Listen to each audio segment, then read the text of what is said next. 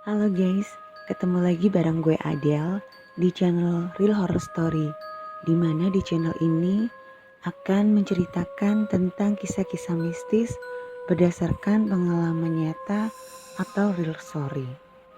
Dan sebelum gue lanjut, jangan lupa untuk klik tombol like dan juga subscribe bagi kalian yang belum subscribe, serta nyalakan loncengnya supaya kalian akan mendapatkan notifikasi saat ada tayangan-tayangan baru dari Real Horror Story.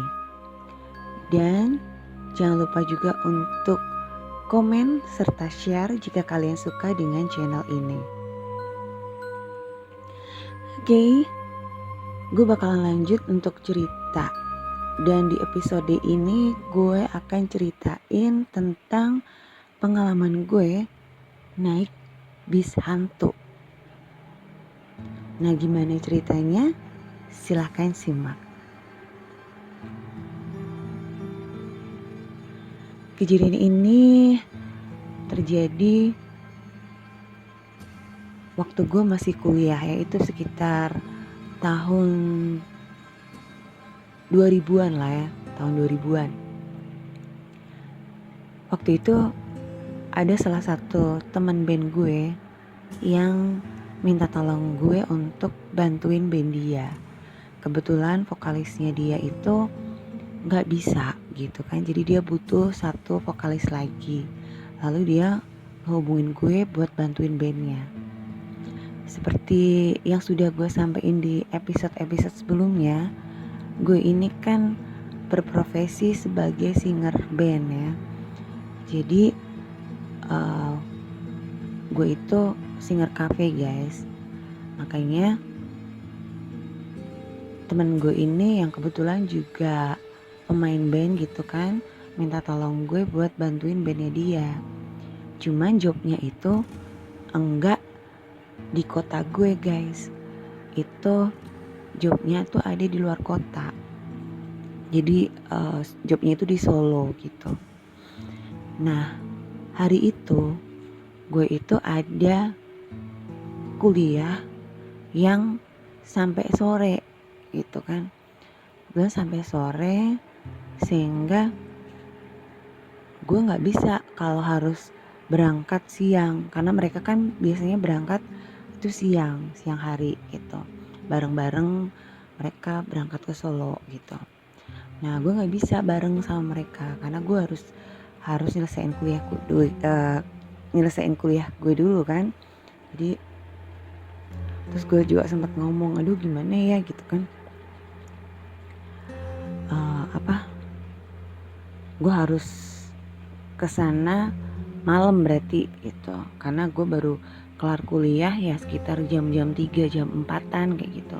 Dan emang jobnya itu agak mendadak guys, jadi teman gue ini tuh minta tolongnya dadakan banget gitu. Nah terus teman gue bilang, udah gak apa-apa gitu, berangkat aja, nanti habis pulang kuliah lu langsung berangkat gitu kan. Masih keburu kan gitu kan, mainnya juga jam 10 gitu, jam 9 apa jam 10 malam gitu. Terus gue mikir-mikir, ya udahlah, akhirnya gue ambil jobnya itu gitu. Nah setelah gue pulang kuliah gitu, karena mereka tuh ngubungin gue juga waktu gue udah di kampus gitu, jadi otomatis kan gue belum prepare bawa barang-barang kayak baju kostum yang bakal dipakai buat perform kayak gitu. Jadi gue harus pulang dulu kan ke rumah gitu. Gue balik dulu ke rumah, gue mandi dulu gitu, terus prepare barang-barang gue gitu. Nah kan gue udah minta izin sama nyokap gue gitu buat berangkat ke Solo gitu kan.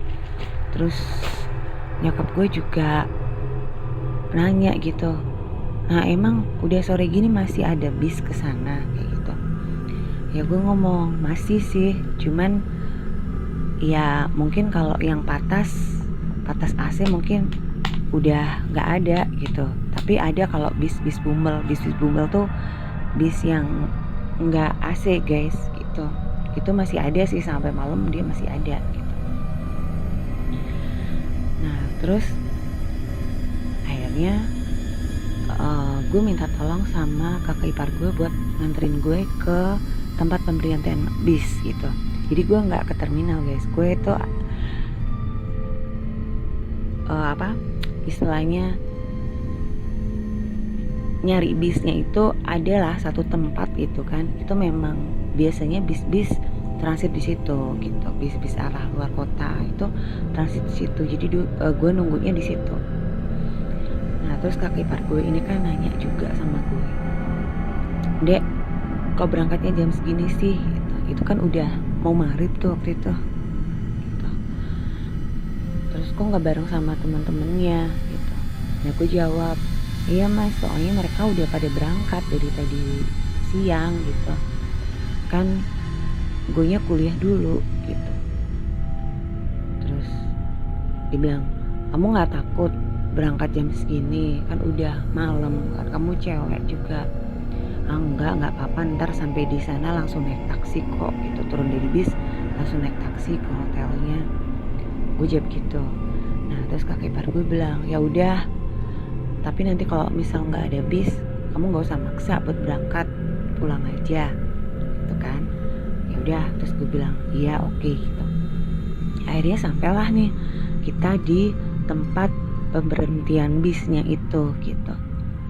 Nah terus nunggu ya berapa menitan lah nunggu bis yang jurusan ke Solo guys.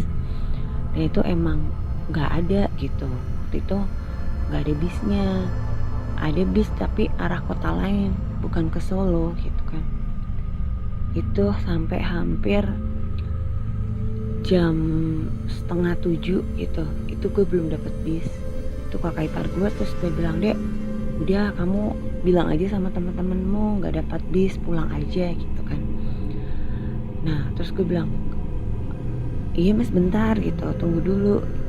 Mas saya kan gue udah terlanjur janji, nggak enak juga kan kalau tiba-tiba batalin gitu, karena mereka juga pasti bakalan kesulitan gitu untuk cari vokal gitu kan, apalagi itu beda kota gitu.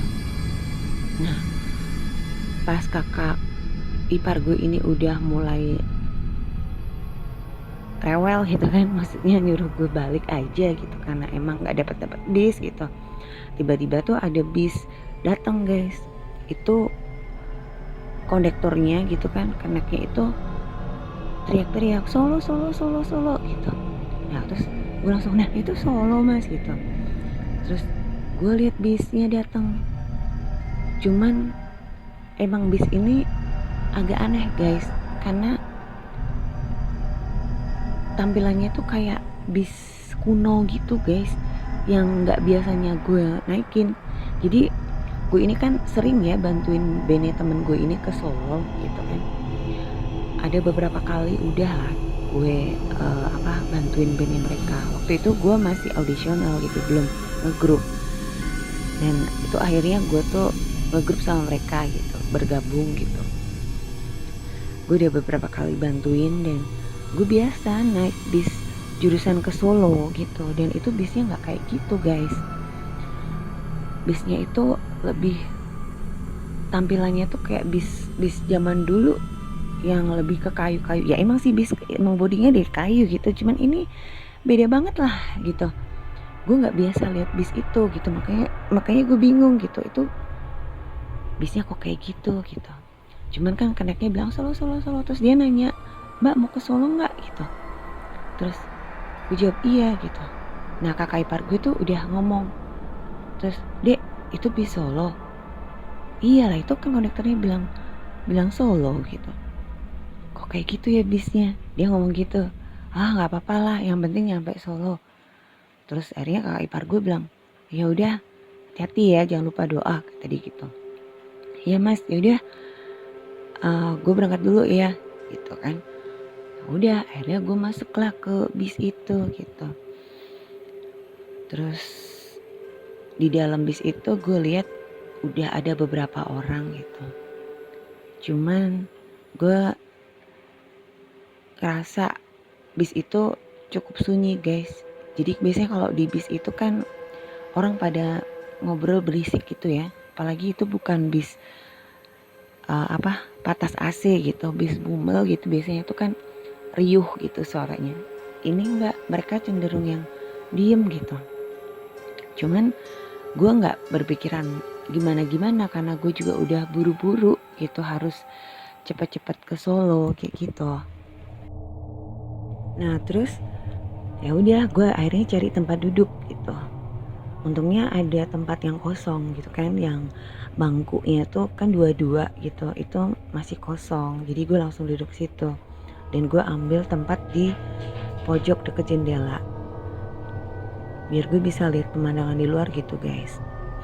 Nah terus pas gue lagi duduk, kondektornya ngedeketin gue gitu, dia narikin tiket gitu, bayar karcis gitu kan.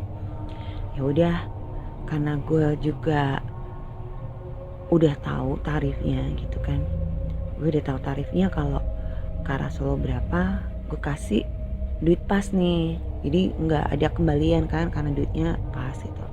Ya udah gue bayar gitu. Nah terus udah gitu kondektornya kan pergi nih. Nah gue kan emang belum sempet makan malam, jadi gue emang sempet beli roti itu sama adalah susu gitu kan, susu botolan gitu yang buat anak-anak gitu biar nggak lemes guys, karena kan gue seharian dari kampus nih, gue belum sempet makan malam juga gitu ya, buat biar nggak lapar lah. Gue sempet makan dulu gitu kan, habisin roti sama susu itu. Nah terus nggak lama gue tuh ngantuk gitu, gue ngantuk banget ya, mungkin gue kecapean juga gitu kan karena dari pagi udah kuliah. Emang hari itu gue tuh ada jadwal kuliah yang emang sengaja gue padetin gitu, dan gue harinya ketiduran guys. Nah pas gue ketiduran, gue sempet kebangun gitu, dan gue ngelihat ke arah jendela.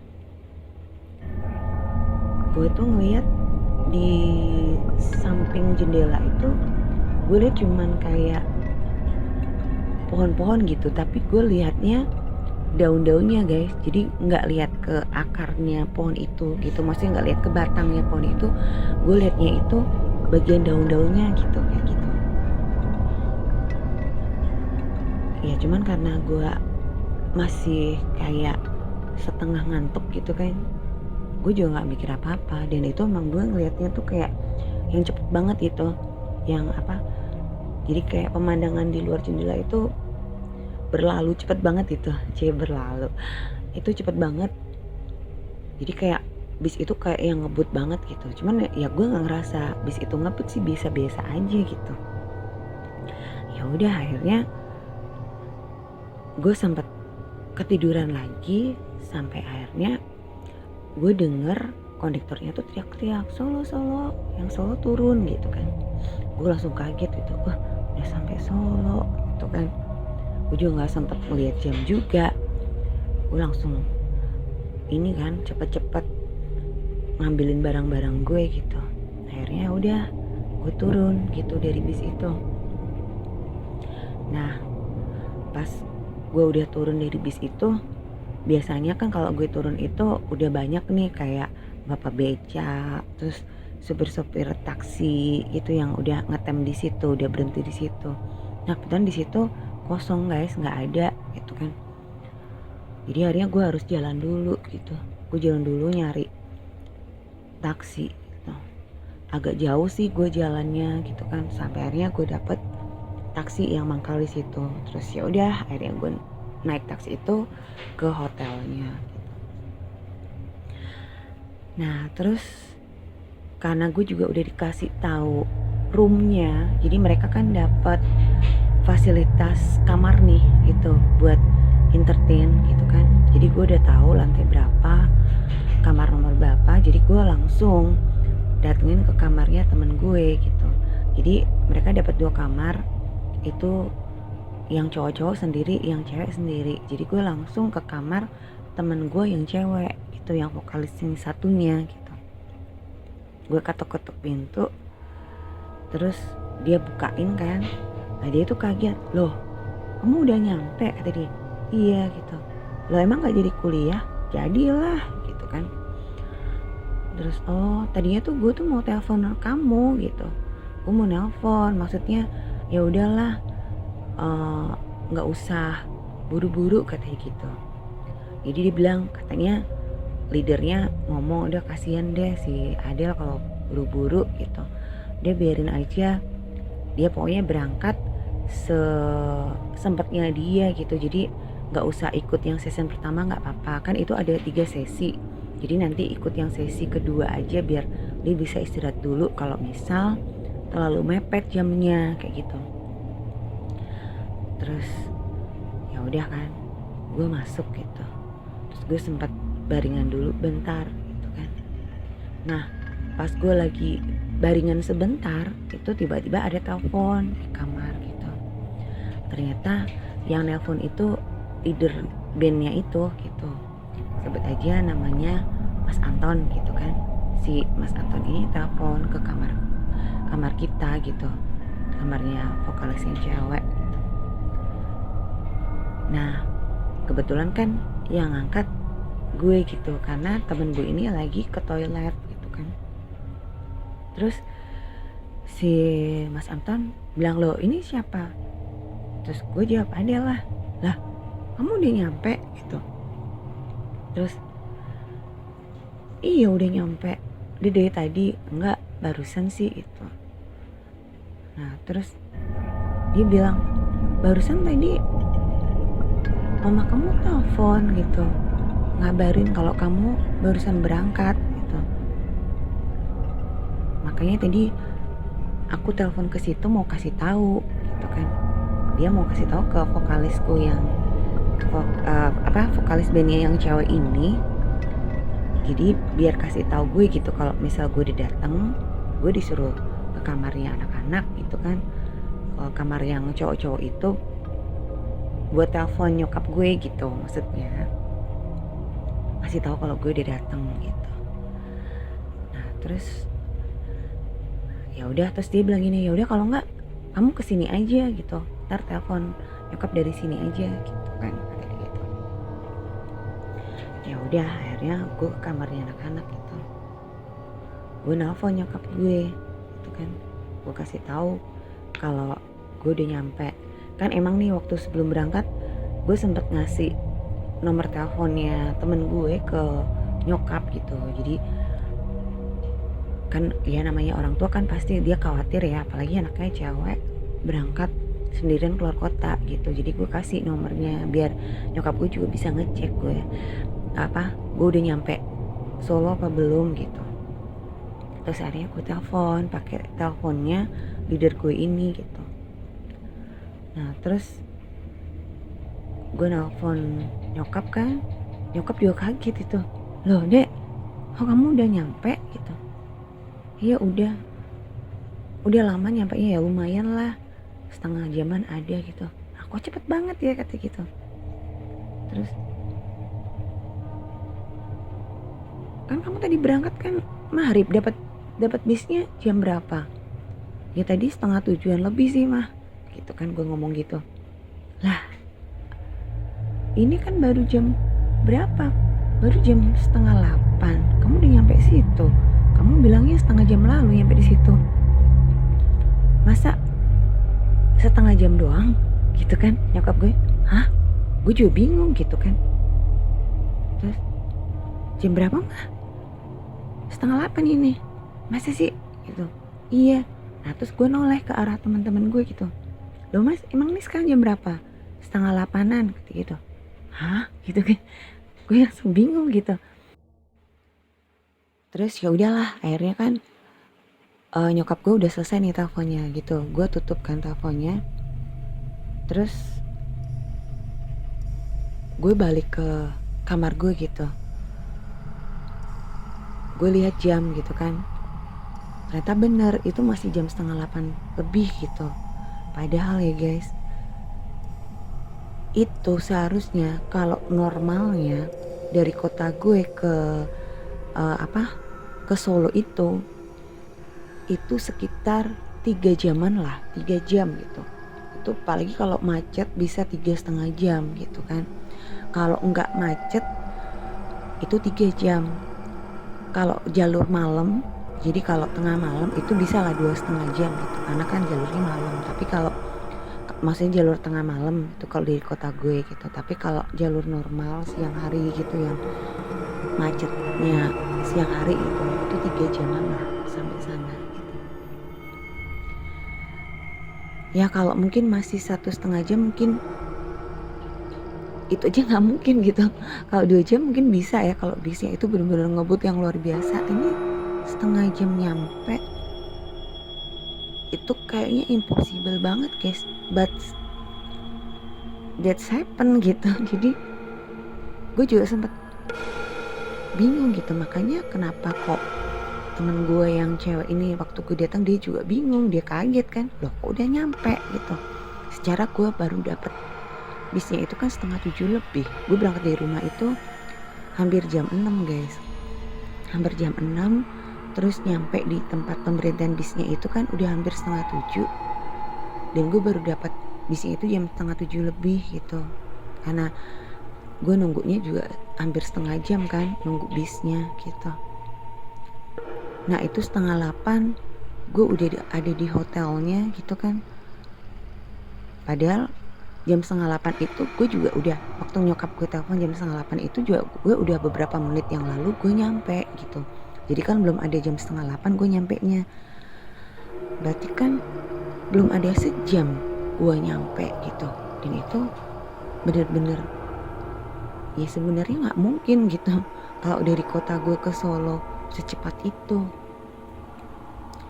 Dan pantesan waktu gue sempet kebangun kan, waktu gue ketiduran itu gue ngeliat kok di luar itu cuman kayak daun-daun gitu. Ya gue jadi mikir, apa bis yang gue tumpangin itu terbang gitu kan.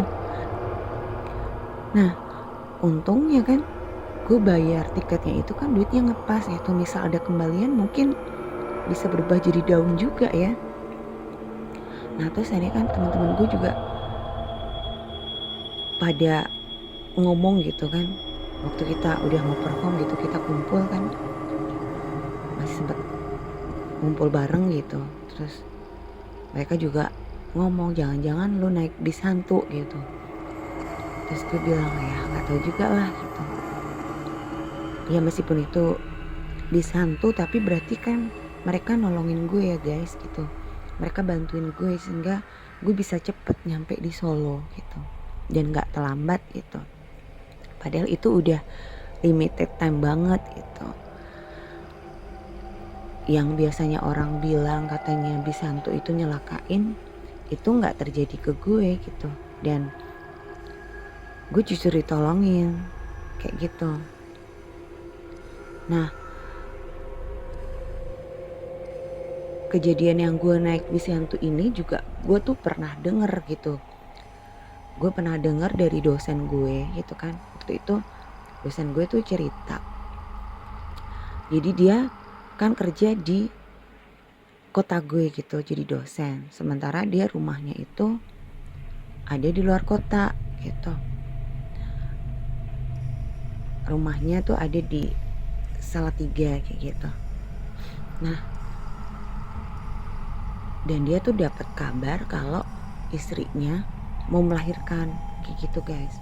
Jadi dia kan panik nih, dia harus buru-buru balik gitu, padahal dia harus naik bus kan, dan itu paling enggak perjalanannya itu 1 sampai 1,5 jam buat nyampe di kota dia gitu. Nah dia kan udah buru-buru banget, dan itu juga udah malam gitu. Jadi udah ya sekitar jam di atas jam 7 jam 8 lah gitu. Dia masih di kampus karena dia masih ada jadwal ngajar kuliah yang sore kayak gitu. Terus singkatnya itu dia dapat bus yang dia juga cerita kalau bis yang dia tumpangin itu nggak biasanya yang dia tumpangin gitu, jadi beda lah bisnya gitu. Dan ternyata dia itu bisa cepet banget guys sampai di kotanya dia di Salatiga gitu. Itu malah ya sekitar 30 menitan kurang lah dia udah nyampe gitu. Jadi sampai yang keluarganya dia tuh kaget gitu, cepet banget, katanya tadi masih di kampus udah nyampe gitu. Cuman dia juga karena udah buru-buru tuh kan mau ngurusin istrinya, mau ngelahirin nih. Jadi dosen gue ini ya udah nggak mikir yang gimana, dia ya udah bersyukur aja gitu bisa nyampe dengan cepat sehingga dia bisa take care istrinya mau melahirkan kayak gitu.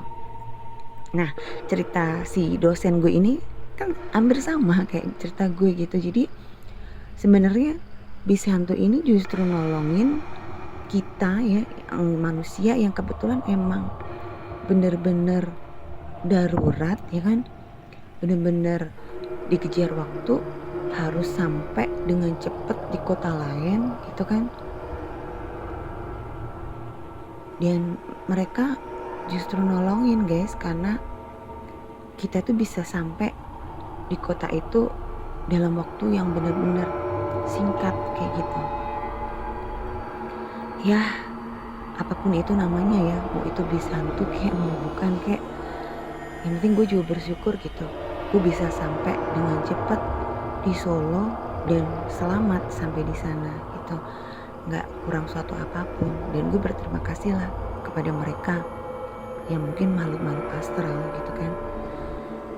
Ya pantesan aja mereka kok diem gitu di bis itu, nggak kayak biasanya bis pada umumnya yang pasti suasananya ramai orang ngobrol gitu. Ini ada diem aja mereka.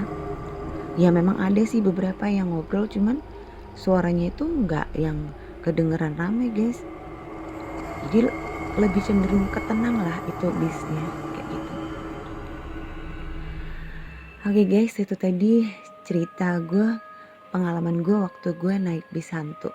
Semoga bisa menghibur kalian semua, khususnya pecinta horror story. Jangan lupa ya untuk klik like dan share jika kalian suka dengan channel gue ini. Dan juga buat kalian yang ingin bergabung cerita ya, kalian bisa share cerita kalian dan kirimkan ke email dari Real Horror Story yang bisa kalian lihat di deskripsi ya. Jadi nanti di deskripsi itu ada alamat email Real Horror Story. Kalian bisa kirimkan cerita-cerita kalian di sana. Dan nanti gue bakalan bacain cerita-cerita kalian ini di channel gue di episode-episode selanjutnya.